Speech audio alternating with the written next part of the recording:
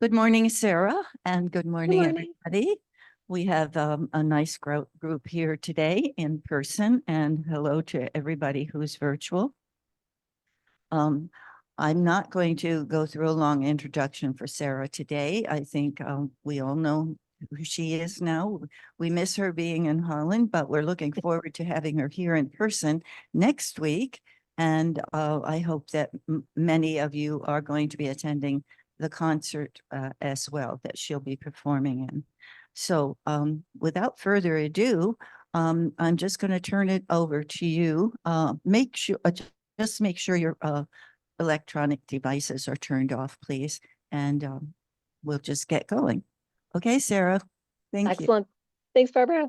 Good morning, everyone. Hope you're all doing well. It's a nice, bright, sunny, if cold day here out in Massachusetts. So definitely missing some of the snow out in Holland. But that aside, we'll have some beautiful music this morning. So we talked last class about some composers from the Baroque and Classical time periods. And today I want to focus on the Romantic composers and this idea of musical tributes. And you can see I titled today's class, The Romantics Get Emotional. And this is definitely something that when we think of Romantic composers, we think of this emotional content in their musics. Definitely Romantic composers are stressing the idea of individuality, emotion, and imagination. That's why a lot of the Romantic composers, when we hear their music being played, we can more easily identify them.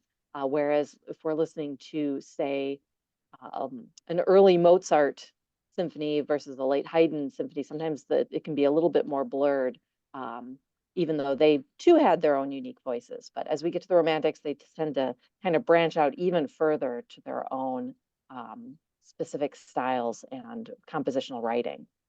So as composers are working to find their own voices, they're exploring lots of different aspects of emotions and feelings.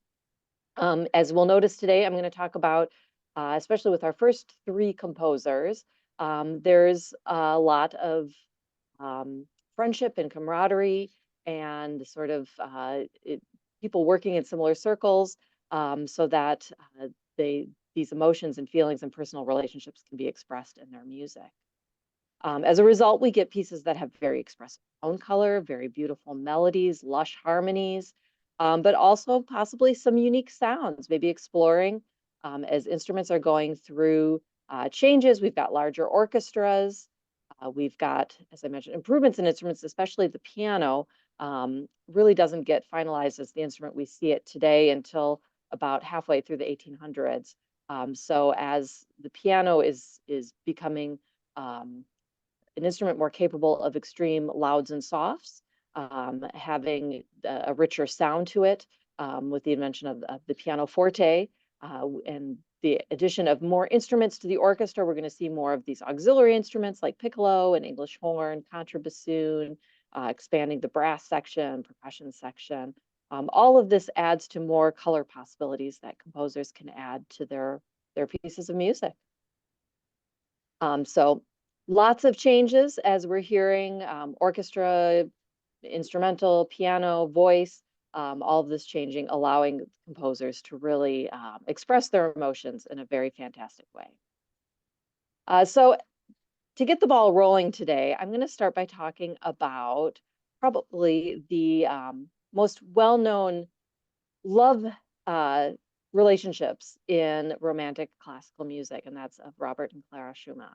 And I have to be careful because my daughter's name is Clara, not Clara, and so I sometimes mix the two up, the pronunciation. So anyways, Robert and Clara were both musicians. They met via her father, actually, and it caused some controversy initially because Robert was actually a student of Clara's father, Frederick the Great.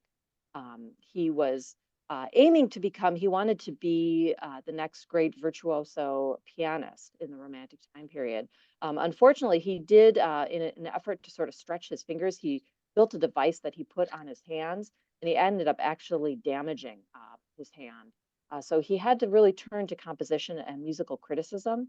He founded the New Journal for Music. And so he really was instrumental in helping guide other composers really start the success, especially of the composer Johannes Brahms, who we're also going to talk about this morning. Clara was definitely seen as a very promising pianist who was studying with her father, Frederick the Great, as well. By the age of 20, she was a leading pianist in Europe and was also a composer. Unfortunately, due to social conventions at the time, she tended to downplay her composition career, especially being married to Robert. She tended to sort of build up his works more than her own musical compositions. The great thing is, currently in the musical world, a lot of her music is being rediscovered and being promoted and performed, and it's really quite fabulous that we're able to enjoy this music today. A little bit of how they met. So she was definitely quite a bit younger than Robert. I believe she was about 14 when they first met. He did not see her as being a romantic person of interest at that point in time. He was actually seeing some other people, but she was definitely deeply infatuated with him early on and thought that he was definitely the one. So as she got older, Robert started to notice her more, especially since she was such a fine pianist. And so they started this romantic relationship. Unfortunately, Clara's father, Frederick, did not approve of this. And actually, when they decided to get married, he took them to court because she was technically of an age where she needed her father's permission to get married, and he would not give it. So there was this quite lengthy court battle to make sure that they could get permission to wed. And finally, they did win this court battle. And what's interesting is they actually won it right before she turned the age that she could legally marry on her own. So it's sort of they waited, but they got the formal permission, and that definitely was something that was important to them. So throughout their life, so in 1840 they married. They did a lot of things musically together. They toured with Robert conducting and Clara playing the piano. They were known, sort of emphasizing this romantic relationship. They shared a diary where they would take turns writing entries in it. And so like Robert would write some entries and then give it to Clara. And then so she would be able to read what he had written and then add to it. And so it was like this back and forth love letter, which is just fabulous. Unfortunately, Robert did suffer from some mental problems. Going back to his journal, the New Journal for Music, I've always found this very fascinating. He used different pen names within the journal to write different articles. And so he had these different characters, so to speak. So he would have Dr. Raro, who is very intellectual. And if you look at the names of Robert and Clara, if you take the RO from the beginning of his name and the RA from her name, it becomes Dr. Raro. So he created that character. There's also Florestan and Eusebius.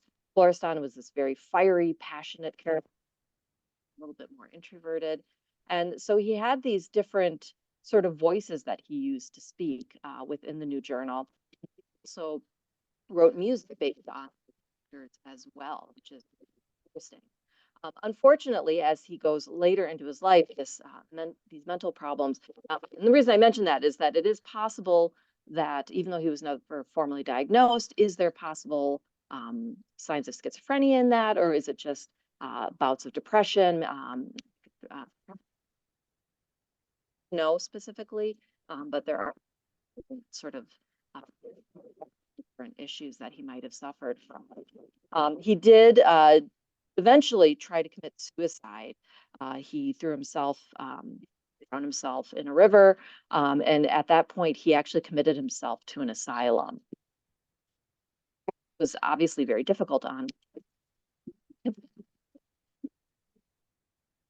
They had so the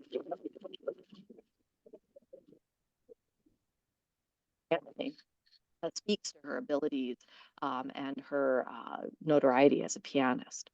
Even after Robert's death, she sort of took it upon herself to promote his music, and she would always have performances and always incorporate at least one of his pieces into her concerts as well. We'll talk a little bit more about the friendship that Robert had with Johannes Brahms and some of the possible romantic relationships Clara and Brahms after Robert's death. But I want to talk a little bit more about some music. So the piece I wanted to share specifically from Robert, and this was is called Myrtle or Myrtles. I've got a picture of. Sarah, Oh, yeah. excuse me, but we're having a little difficulty hearing you at times. Oh, no. Yeah, so I don't know if you can, could you try maybe just being very direct at wherever your microphone is and see if that. Sure. I'm actually not 100% sure where maybe I'm covering it with my papers is this a little better? Oh, that's fine. Yeah. Is that fine? Okay, maybe I was covering it with my paper here. I'll put it over my Okay. notes. All right. Just let me know if I'm, yes, just let me know. yes. Was there anything that I needed to repeat? All right. Is anybody want to repeat anything? Or are you okay? Yeah, I think we're okay. Okay. Okay. Thanks for letting me know. Thank you. Sorry. No worries. Definitely stop me if I sometimes when I get excited about things too, I start talking fast. So I don't want to have anyone miss out on anything. So yeah, so Myrthen or myrtles, and I included a picture of a myrtle that was commonly associated with wedding. This was composed by Robert in the spring of 1840. And this is referred to his year of song just simply because of the vast output of songs that he composed during this time period. And some of this was because he was waiting for this permission to marry Clara. And so he sort of immersed himself into writing these song cycles. And during this time in the time period, something called the art song was very popular. And this was a piece of music for vocal soloist and piano. And they really worked as collaborative. So the piano part was just as important as the vocal part. And these would often be performed in people's homes for each other or in salons. And it was a great source of entertainment. So for Robert, he definitely poured a lot of emotion into these. And so Myrtles is one of these compositions, a group of many songs. So taking smaller pieces and grouping them together under a larger sort of idea. So this was a wedding gift for his fiance, and it was presented to her on the eve of their wedding, which was September 12th of 1840. And then he published them the same month, dedicating them to Clara, and they filled 4 books of music, quite a large number of songs within this.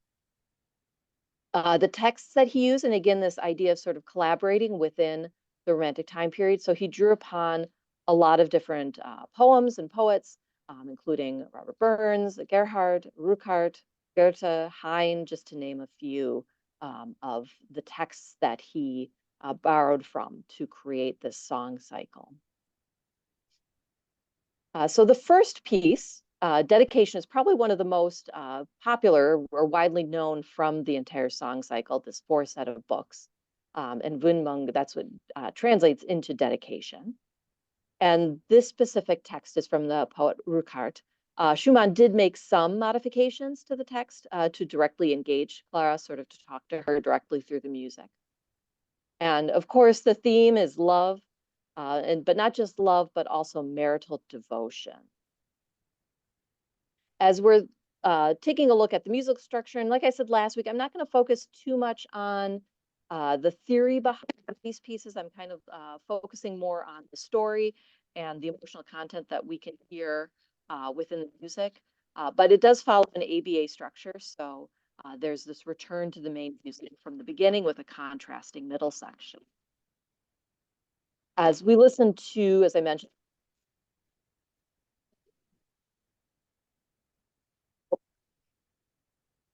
rhythm, it could feel very kind of. We just lost all of that. So if you could start maybe back about where you were talking about the accompaniment. Sure.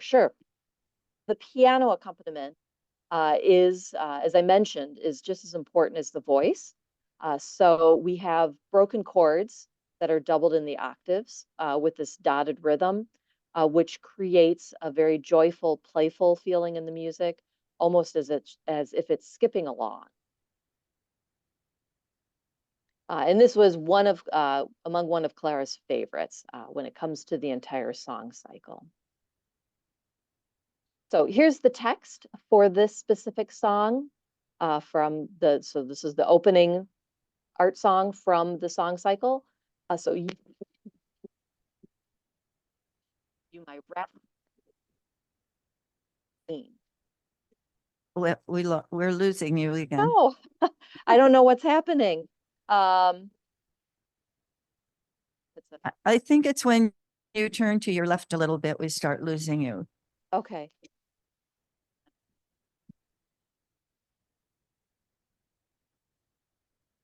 Oops, nope, I'm wrong.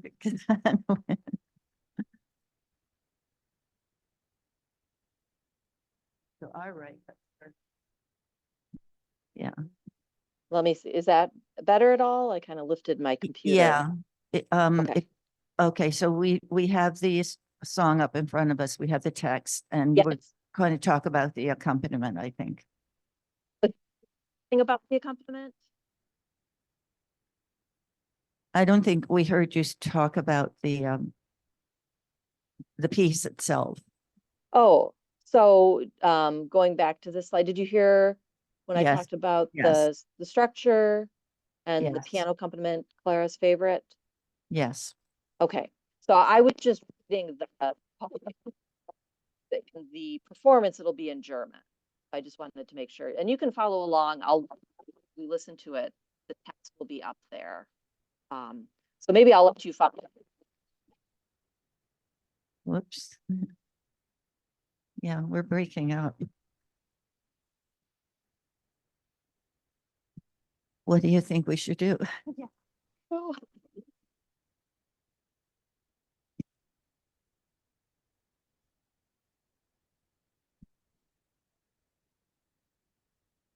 I don't know if I take my headphones out. Does that make any difference? Well, maybe we should just move on a little bit and we'll see if it does make a difference. Okay. I'll try having those off and see if that helps. Okay. All right. So let's listen to a little bit of music, and we'll hopefully it's not my computer. We'll test that out. But here's the first piece from this dedicated work to Clara for their wedding by Robert, Widmung, or Dedication.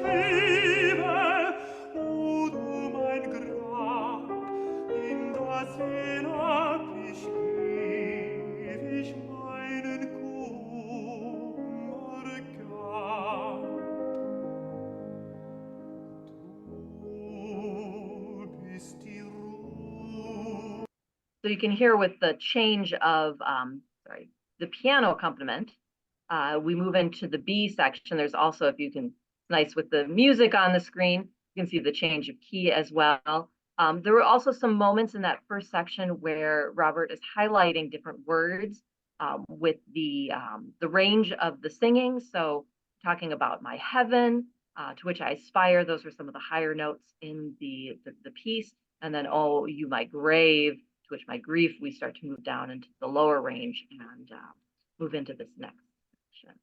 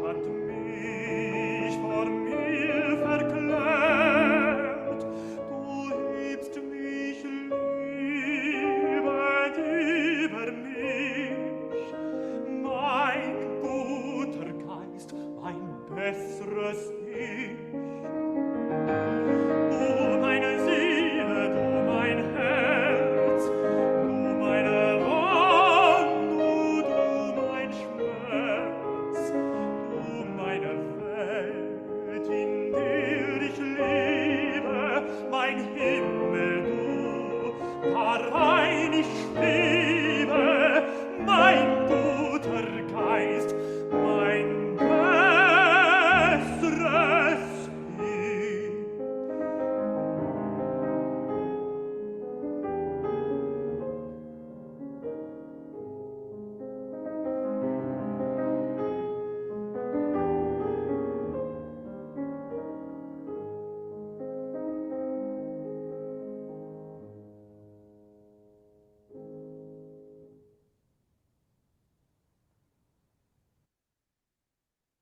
So again, eventually dedicated by Robert to his beloved bride, Clara Schumann. And the musicologist Eric Sams asked in his book that he wrote about the songs of Robert Schumann, what bride ever had a finer wedding gift?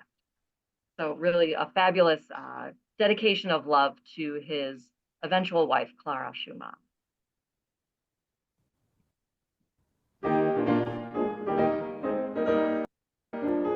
There we go. All right, so moving on. Hopefully you can hear me better, but just stop me if it breaks up again. So It Johannes, seems really great. it So seems great, awesome. So maybe it was just I think it was yeah, headphones. Thank the you. headphones were interfering with something. So fabulous. As long as it's working, that's all I ask. So Johannes Brahms, another romantic great composer that you might be familiar with. You may or may not be familiar with the relationship that he had with Clara and Robert Schumann. So we've got Clara on the left, we've got Robert on the right, and in between we've got the young Johannes Brahms. One day there was a man who presented himself at the Schumann's home, and he had a letter from a friend of the Schumanns, Joachim, who was Joseph Joachim, who was a famous violinist at that time, who also was great friends with Robert and Clara. And he had basically recommended that Brahms go introduce himself to the Schumanns and sort of present himself as this new and upcoming performer and musician. And so the Schumanns welcomed Brahms into their home, where he ended up living for several months, where Robert would then mentor him, shared his musical library with him, and basically was impressed with him as a musician and kind of took him under his wing. So not too long after meeting Brahms was when Robert had his breakdown. And when he was committed into the asylum, Brahms became a great source of comfort for Clara. He actually lived with Clara while Robert was in the asylum, helped with the day-to-day activities. As I mentioned, she had children to take care of, concert tours to go on, and he was just a great source of help for her during this very difficult time. And in fact, they were both sort of torn by the feelings that they had for each other, especially while Robert was away from home. Brahms would write to Clara saying, "I can do nothing but think of you. What have you done to me? Can't you remove the spell you've cast on me?" And Clara's feelings also were quite a mess. I mean, she was very devoted to her husband. She had children with him. She was very devoted to his music as well. But at the same time, he was sick. He wasn't doing well. He wasn't living at home. So she was dealing with some difficult feelings as well. In fact, in a letter to her children, Clara wrote at one point, after Robert's death, "You hardly knew your dear father. You were still too young to feel deep grief, and thus in those terrible years you could give me no comfort. Hope indeed you could bring me, but it was not enough to support me through such agony. Then came Johannes Brahms. Your father loved and admired him as he did no man, except Joachim. He came like a true friend to share all my sorrow. He strengthened the heart that threatened to break. He uplifted my mind. He cheered my spirit whenever and wherever he could. In short, he was my friend in the fullest sense of the word. In the fullest sense of the word." So after Robert's death, Clara really threw herself into her performing career. As I mentioned, she would wear black at performances, always perform a piece of Robert's as well. But at the same time, she continued this friendship with Brahms. So it's wondered if possibly they considered marrying at one point. Nothing ever came of that. Brahms himself never did marry throughout his life. There are other examples in letters where they spoke very kindly to one another and very emotionally to one another. But this is definitely something sort of this untold. We don't know exactly what happened in after Robert passed away, but we do know that they never married. Brahms's musical style.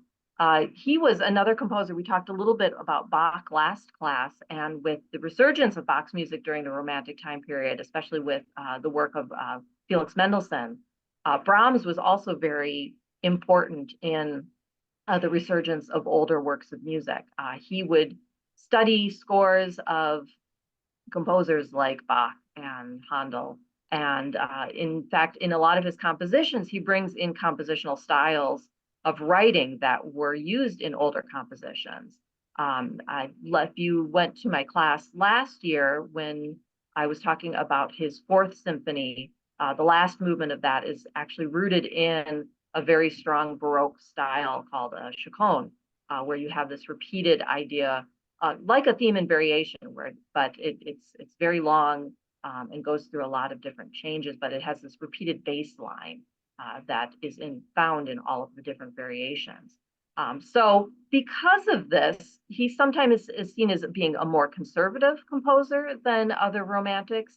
I find this to be maybe a little untrue. He definitely has a more understated romantic side. It's not a passionate way of approaching music that he wears on his sleeve like some of the other romantic composers. But there's definitely a very strong feeling of warmth in his music. And he definitely embraces, at least for me, it touches an emotional chord when I play his music. So, but definitely it is true that he does use compositional styles of previous generations, and he does rely on those when structuring works of music. So the piece I want to talk about by Brahms is his Four Serious Songs. And this is one of the last pieces he wrote. So here I have a picture of him in later in life compared to the one I had on the previous screen. And this was also a song cycle. This is 4 songs for bass and piano. And he uses texts from the Luther Bible. And if you're familiar with the German Requiem that he wrote, which Holland Symphony performed, oh gosh, it's a little while ago now. But it's also, a Requiem is a piece for the dead. And he used text from the Luther Bible for that as well. So we have, it's in German. And for this specific set of 4 songs, uses both sections from the Old Testament and the New Testament. The first 3 songs deal with death and the transience of life. And those are from the Old Testament. And then the 4th has more of an outlook of faith, hope, and charity. Originally, this was technically dedicated to an artist, Max Klinger. But in March of 1896, Clara actually suffered a stroke and eventually passed away. And so this was written sort of in this in-between time. So after she had had the stroke, but before she passed away. And so this was, definitely a way for Brahms to work through this deep grief that he had for what was going to be the eventual loss of one of his lifelong friends, colleagues, possibly romantic relationships. And unfortunately, after Clara died, his own health began to fail, and he passes only 11 months after Clara dies. So this is, something when we think about at the end of his life. So probably a lot of songs, thoughts of death and questions, concerns. A lot of things were probably going through his mind as he was writing this song cycle. So I'm going to focus on the third of the 4. This is the 3rd song out of the cycle. And this is, "O Death, How Bitter You Are." So, "O Death, how bitter is the remembrance of thee to a man that liveth at rest in his possessions, unto the man that hath nothing to vex him, and that hath prosperity in all things, yea, unto him that is yet able to receive me. O death, acceptable is thy sentence unto the needy and unto him whose strength faileth, and is now in the last age and is vexed with all things, unto him that despaireth, hath lost patience. So the song will be in German, but that's a translation that I found so that we can be sort of following along with that. As far as the music, you're going to hear this definitely this emotional content in it. Sorry, I lost my place here. Well, let's go ahead and read it or listen to it, and I will I'll point out things as they come along. O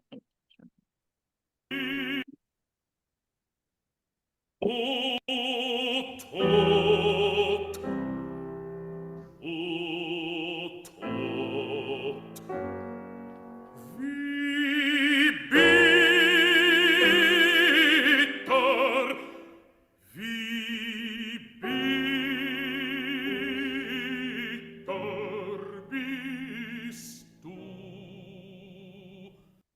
So you can hear it starts out with this this cry, this stern and bitter cry, and then by the third verse, death becomes sweet.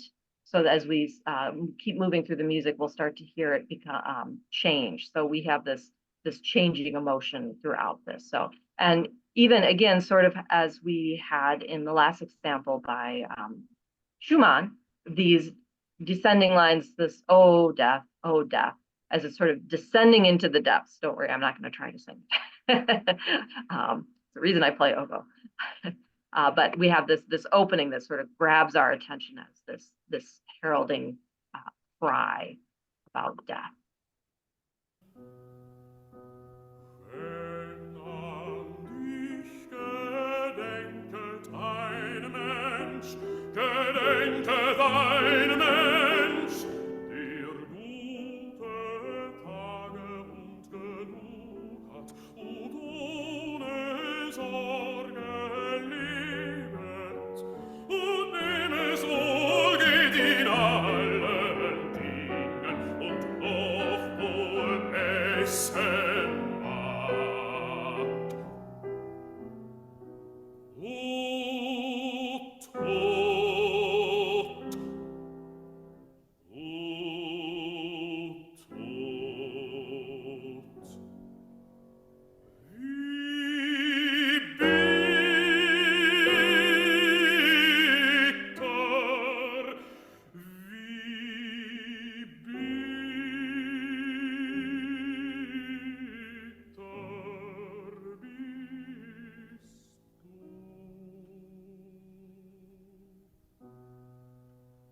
bist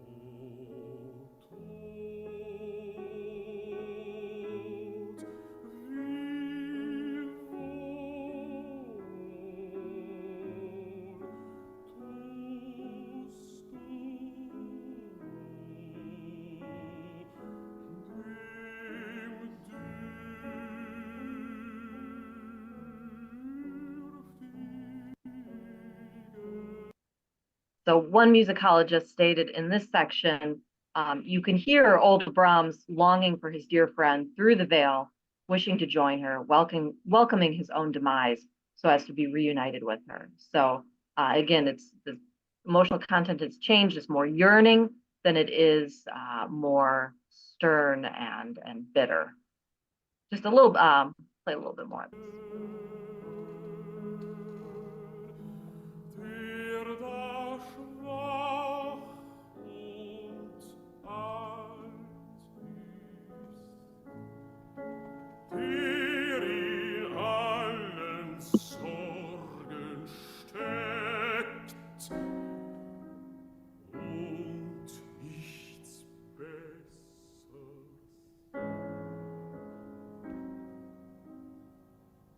zu hoffen noch zu erwarten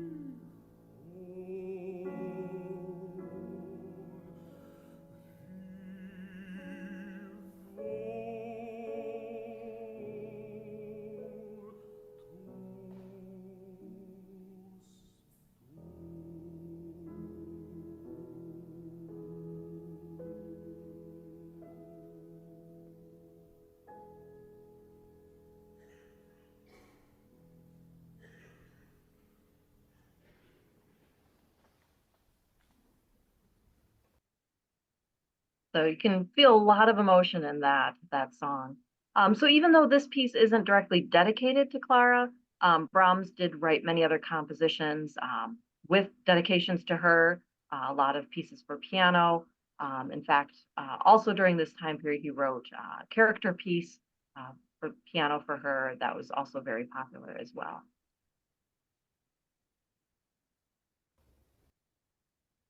All right, so moving in a slightly different direction, still same time period, Franz Liszt, so early part of the, well, actually he spans a good portion of the Romantic time period, but the piece I want to talk about is from a little bit earlier. Liszt was an interesting character. He was one of the most electrifying piano virtuosos of his era. Not only did he devise new playing techniques and texture for the piano, he was somebody that really wanted to sort of awe and inspire in his performances.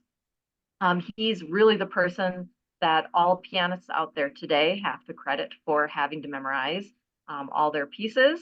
And this idea of being dressed in, actually both him and Clara are one of the reasons that we all wear black at performances and tuxedos. He sort of coined this sort of dressing style for performances. He also required his audiences to be listening to him intently and quietly and not talking during his performances.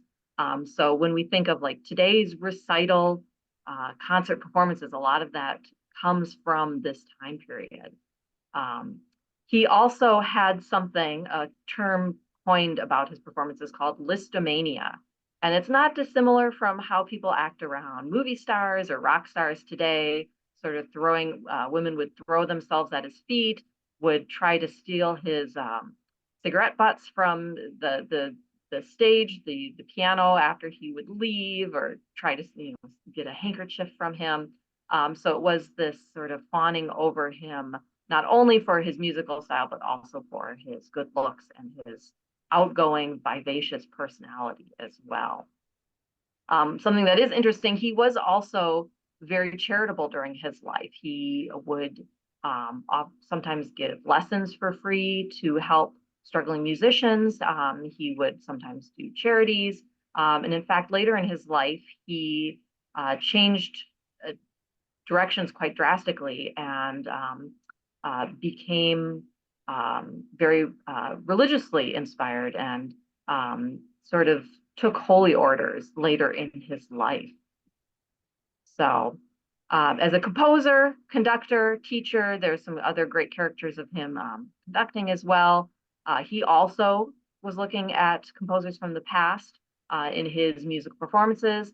He was also well known for his transcriptions of music. So say there is a very popular opera during the time period, he would rewrite the music to perform what would be meant for a full orchestra and pare that down for just the single piano. And so obviously very complicated pieces. For those of you maybe familiar with the old cartoons that would have the piano duels as well, this is something that comes from some history of Liszt as well. It was one point in his life when he was struggling financially. He knew he had these skills as a pianist, so he challenged another composer to a piano duel, and they had to sort of go back and forth playing and seeing who would come out on top and win the money. And of course, Liszt did. So the piece isn't for necessarily one specific person. So this is a piano piece. This is the seventh piece in his Poetic and Religious Harmonies collection of piano pieces. And this specific movement of Funerales, it was written as an elegy in October of 1849 in a response to the crushing of the Hungarian Revolution. Liszt was from Hungary. We hear a lot of that Hungarian style in terms of folk influence, folk melody influence, and rhythms, and dancing songs, characters of songs in his music. And so he was very much connected to his homeland. So when this Hungarian Revolution was crushed, he did have several close friends that were involved in the uprising that were significantly impacted. In fact, there was a count Bethany, who was executed in 1849 for his part in the uprising, another friend that was beaten to death by an angry mob, and a third that was forced to live in exile for more than 10 years. So he really does credit this specific movement, not in word, but to these three friends, but also everyone who was impacted by this failed revolution. Some people see it as a tribute to his friend and colleague Chopin, also well known for his piano pieces, because he subtitles it October 1849, and October 1849 was also when Chopin passed away. And the third theme in this piece resembles Chopin's Polonaise in A flat major. Liszt denied this. He said that wasn't true, but was really for his friends and the Hungarian Revolution. So in the piece, hold on, here.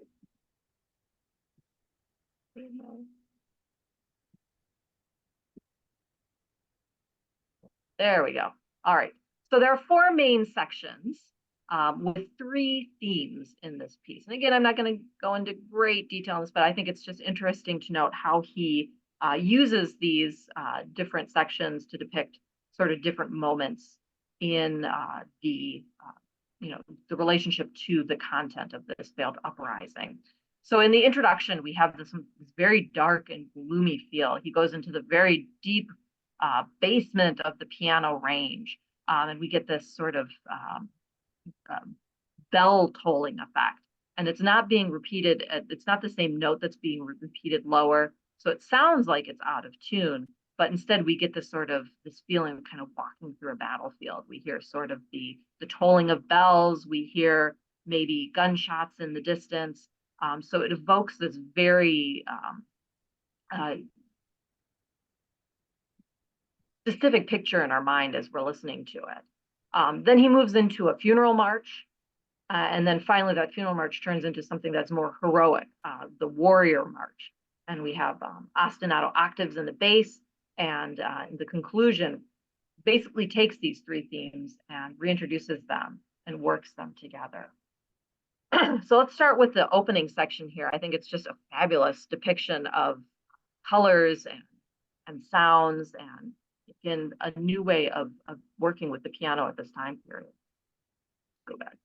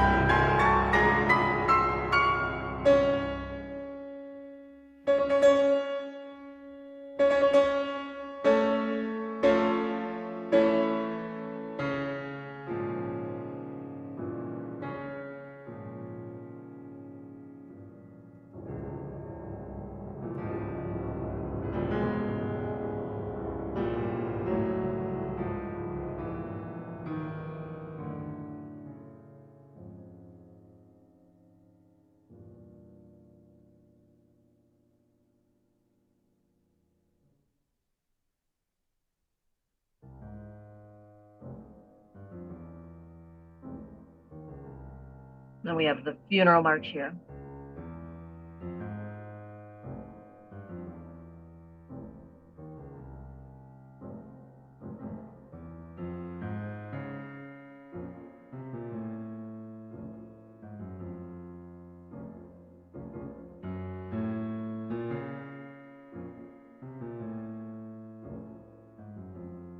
For the sake of time, I'm going to try to jump ahead to some of the march.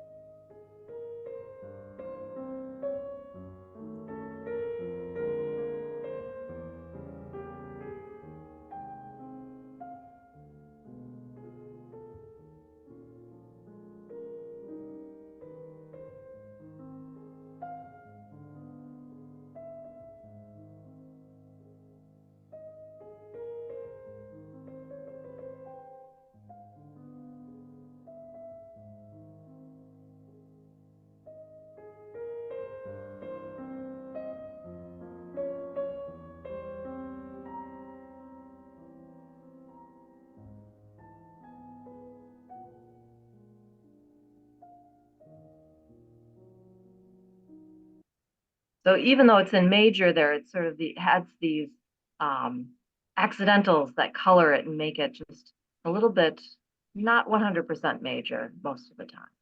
So encourage you to listen to the whole thing. Again, for sake of time, I want to get to a couple more composers.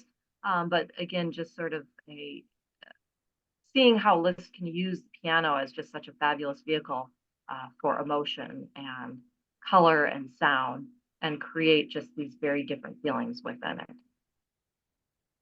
The next composer I just wanted to talk briefly about, because again, if you came to my talk last year, you heard me talk at greater length about Berlioz, but I just thought with these musical tributes, it would be remiss if I didn't mention his piece, Symphonie Fantastique. So Berlioz was sort of the opposite of Brahms in terms of that romantic use of the orchestra. Berlioz was just really out there. He had very unconventional music, especially during this time, that was awfully, sometimes critics would pan it, we didn't know what to do with it. So he had this music that could be quite loud and bombastic, but at the same time, very soft and passionate and introverted as well. But Symphonie Fantastique, the reason why I wanted to just mention it is that he wrote this to get the attention of the Shakespearean actress Harriet Smithson. And so she was, and it's this, again, this crazy story where he's French, she's English, they don't speak each other's language. He sees her at a performance. I can't remember which Shakespeare play it was at that time. It might have even been Ophelia, where she's pictured as in this drawing. And he fell in love with her. He couldn't understand a word she was saying. He just knew that based on her facial expressions, how she was acting on the stage, he was infatuated with her. So he wrote this piece of music with her in mind, sort of as an autobiographical story of, there's a story that goes throughout the Symphonie Fantastique where there's this young artist and he meets this woman to get her to marry him. He takes opium, but ends up dying. And so eventually, as we see the story progress, as he's in the depths of hell, or actually he's dreamed that he has killed her. And so he's executed. And then when he's in hell, he sees her transformed into this witch that's sort of haunting him. So it's 5 movements in length. But the interesting thing about this piece is he creates this melody based on Harriet Smithson, the female character in Symphonie Fantastique, and it's called the Idée Fixe. And so as we hear this theme coming back and forth throughout the story, it changes as their relationship changes, as her persona changes. And in many ways, this use of a musical theme, which later we'll see Wagner do something very similar in his operas with the leitmotifs, is something that film score composers today use quite often. If we think of music by John Williams, and we think of, every time a character like Darth Vader comes on the screen, we hear this musical theme, and it can be transformed in ways that to show what the character is going through. So it's this fabulous use of music to depict a specific character. So I just want to play where we first hear it in the first movement, and then maybe jump to the very end where we can hear it transformed into her witch. That's the biggest transformation.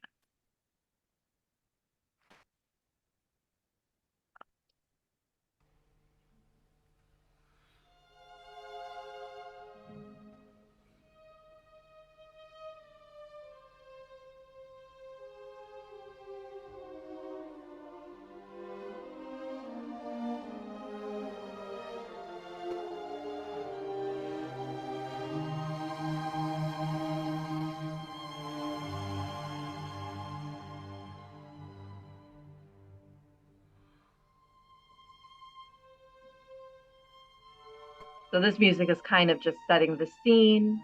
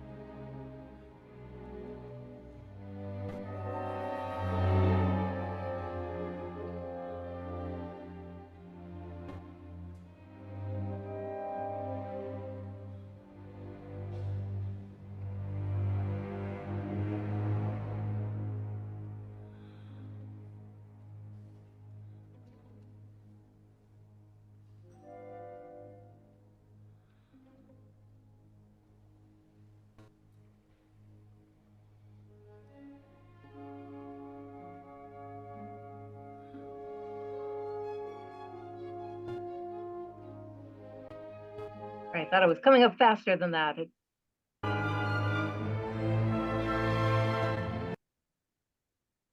Anyway, sorry, I might have a different recording than I'm used to using, so I believe I might have missed it, but let me jump to the head. And so you can hear at least the, maybe not that one specific theme transformation, but at least the character changing from this sort of thoughtful kind of thinking about emotions, and then this witch's Sabbath.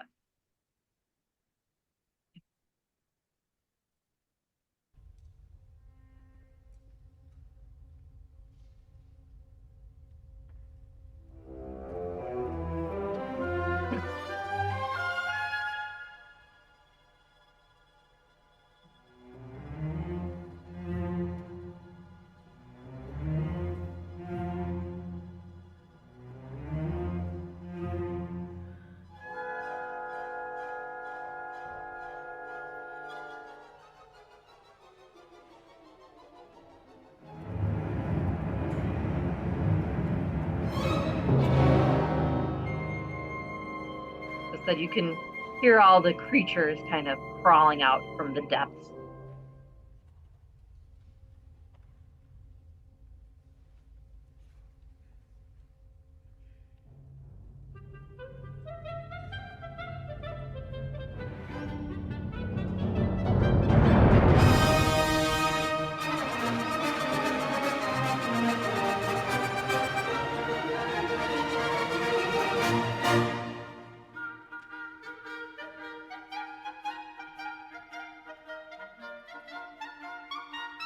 So this E-flat clarinet is depicting Harriet Smithson now as the witch.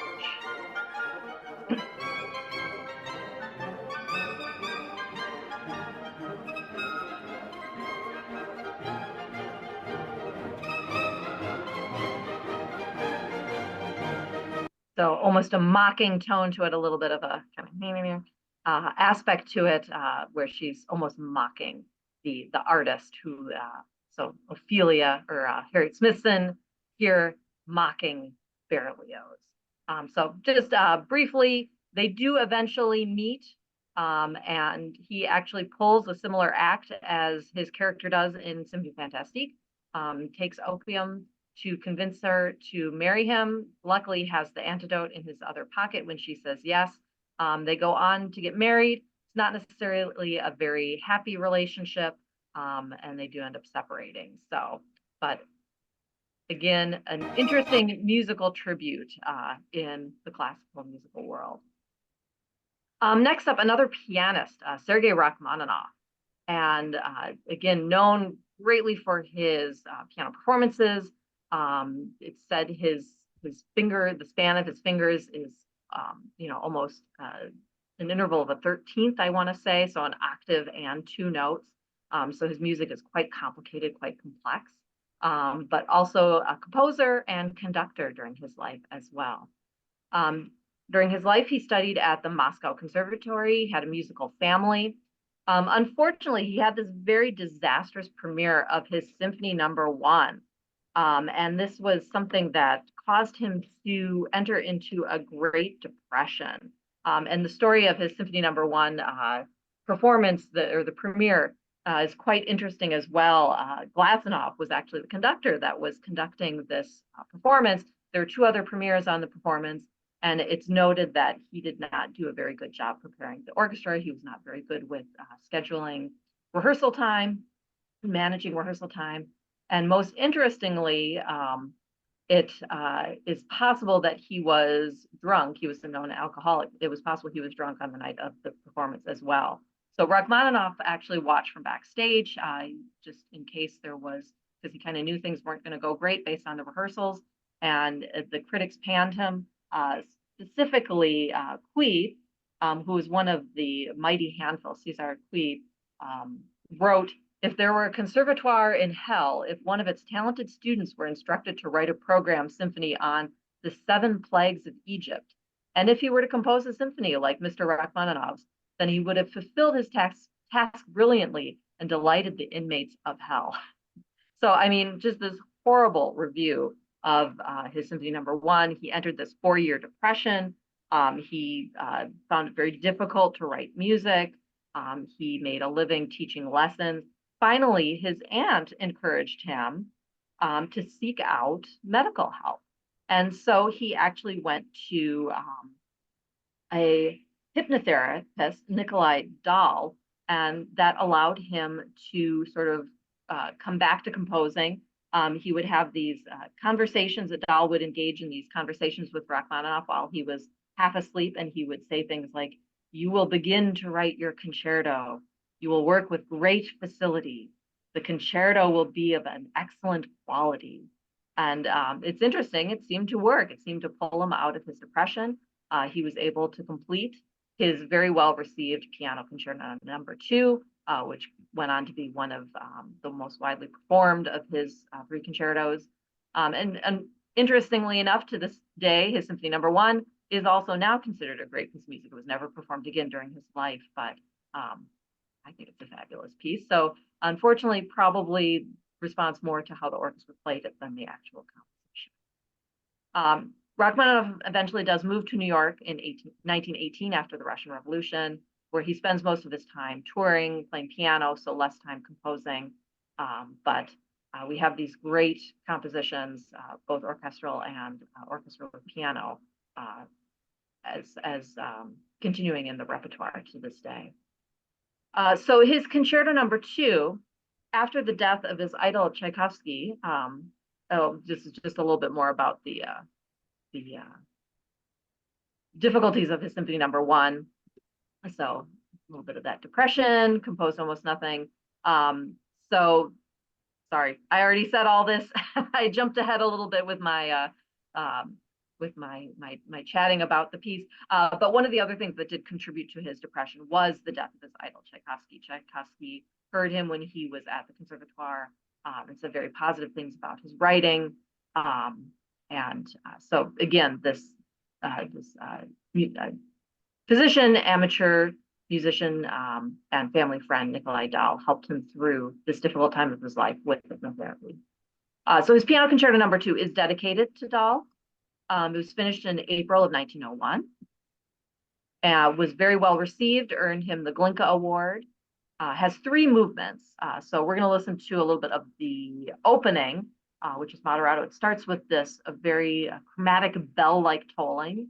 So not dissimilar from what we heard from the beginning of the Funeral by Liszt. And then that leads into the main theme where the orchestra is playing the main theme, and the piano has this fantastic arpeggiated work that's, even though it's accompanying the orchestra, it's really taking center stage. So here's the opening of Rachmaninoff's Piano Concerto Number 2.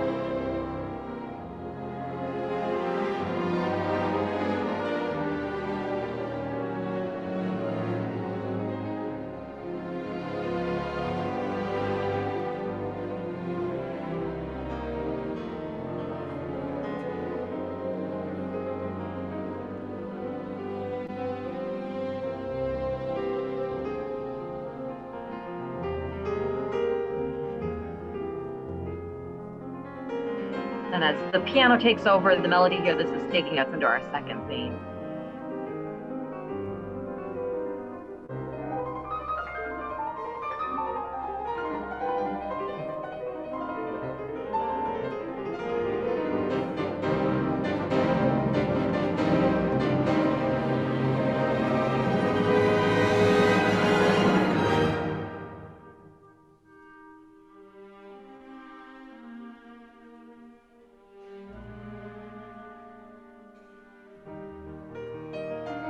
Here's our second.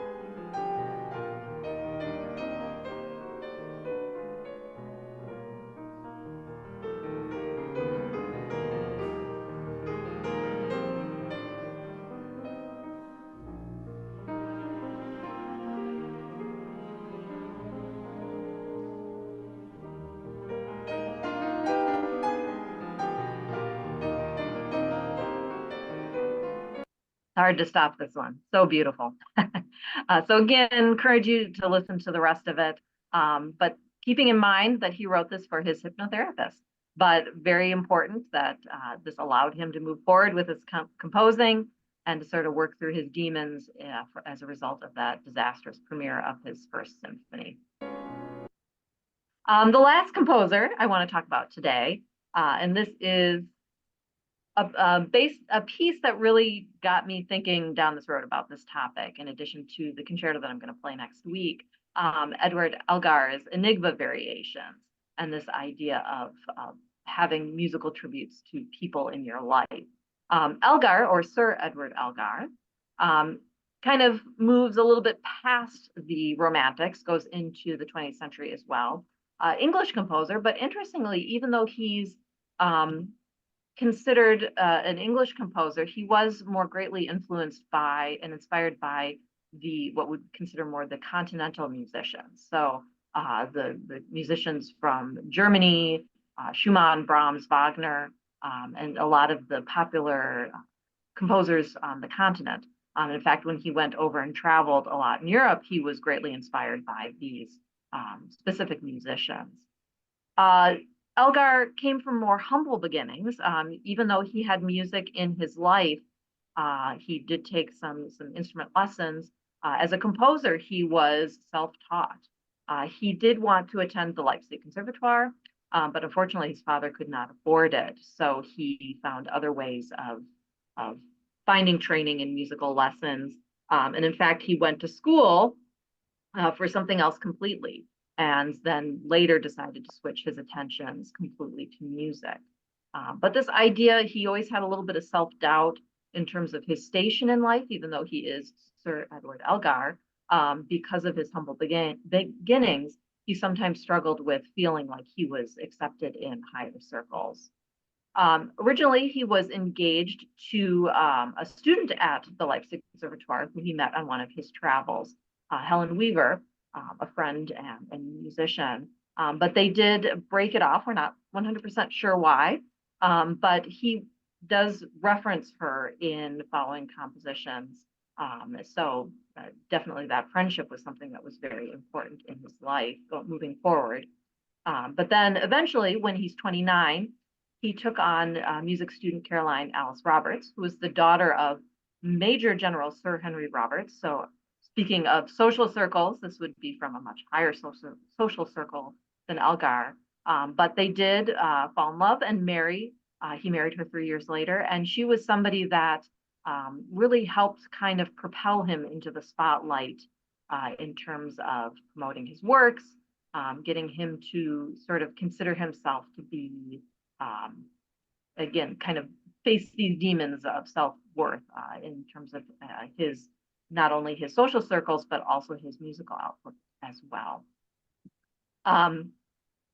Early on, his musical career is not a great success. It isn't until he's at the age of 42 in 1899 when he writes the Enigma Variations that he really becomes more of a household name.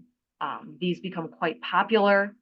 We also know him today as the composer of Pomp and Circumstance, which we hear at every single graduation ceremony. And if you ever went to any of the Hope ceremonies when my husband was there, you would hear the whole march, not just the middle section, which has the processional. So it's always interesting. I would play that for my music appreciation students and say, do you recognize this piece? And nobody knows the beginning of it because it's not what we hear at the graduation ceremony. It's just the middle part, the pomp part. So the enigma variations, these are, Elgar says of these, I have sketched a set of variations on an original theme. The variations have amused me because I've labeled them all with the nicknames of my particular friends. That is to say, I've written the variations, each one to represent the mood of the party or the person, and have written what I think they would have written if they were asses enough to compose. So he has slightly irreverent way of discussing this. So he dedicated this piece to my friends pictured within. And they are 14 variations. We do have a musical opening, which we'd normally call the theme, but we never actually hear the theme. And that is what the enigma of this piece is. Some people used to think that the enigma was who each of the movements were, because as I show you how the movements are laid out, we only have initials. But really, it's people have figured out over the years who the people are. And it's this idea of what the theme is. And there's some questions. Could it be what are some of the pieces that people have decided it could be the God Save the Queen, Rule Britannia, the Dies Irae, Auld Lang Syne, or maybe even Pop Goes the Weasel. So you can hum some of those tunes in your head as you're listening to some of the variations that I want to play for you. So that is the enigma. Nimrod is probably the most famous movement of them all.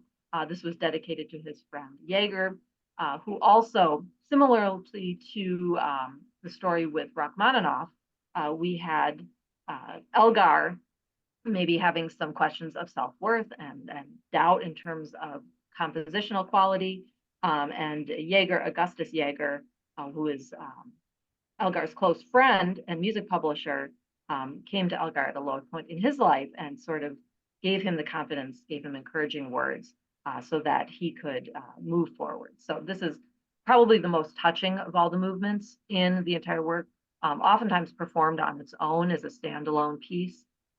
And I think if you haven't heard it before, or you're maybe wondering exactly which one it is, I'll definitely play it for you, and you'll see why it's so inspiring. So here's the list of all the variations. So you can see first one, CAE, is his wife, Caroline Alice Elgar.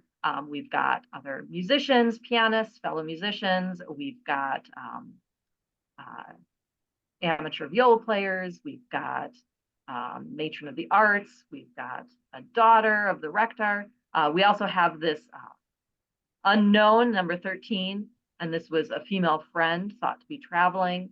And then we've got Elgar's wife nickname for him. So each of these, we have either initials or maybe part of a name, just to give us that who he's referring to, who's in the party at this time.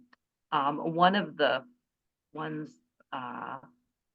before I play Nimrod, I wanted to play number 11, find my timing here, because this one is for not only George Robertson Sinclair, an organist, but more importantly, for his dog. So let's see, just finding the timing of that.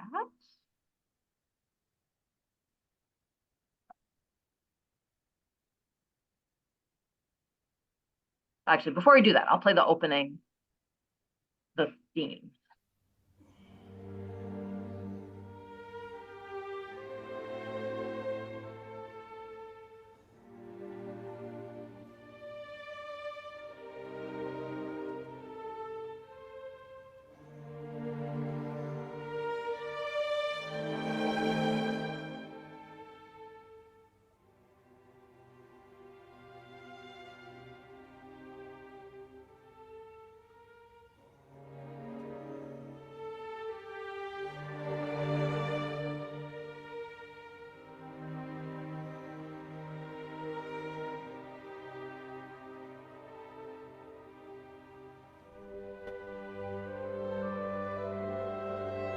Well, and this is his wife.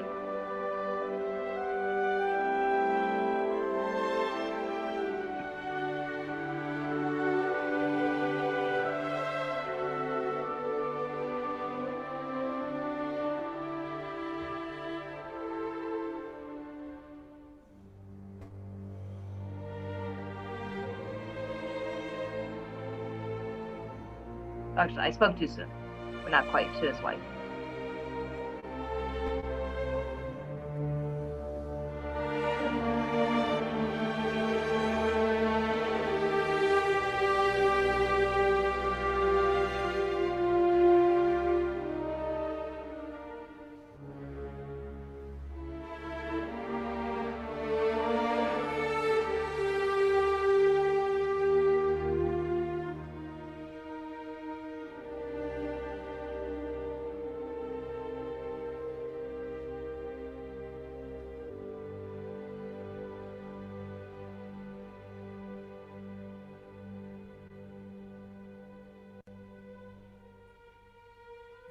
Now is his wife.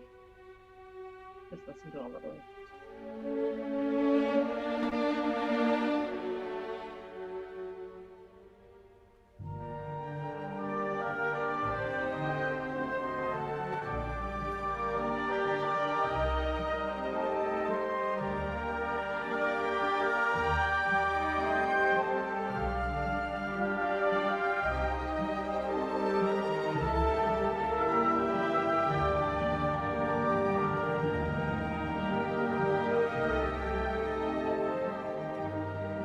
So you can hear how we're having just some small changes with this variation, more of the woodwinds, a little bit of a pulsating movement in their line, but mostly retaining the character of the opening theme. I just want to jump ahead, like I said, to the organist and his dog.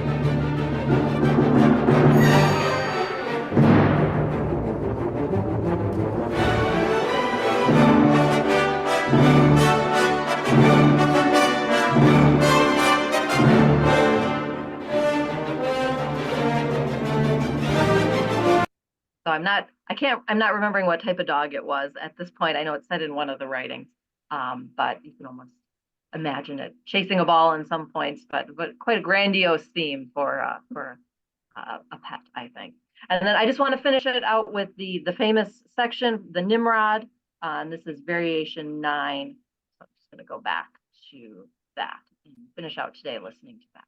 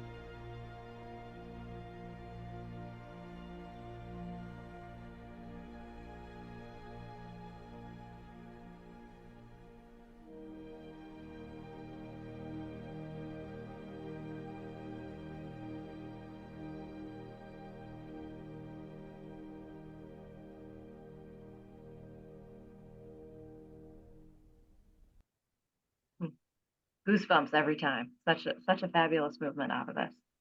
So, and I did find in my notes, it's so the dog was a bulldog and his name was Dan.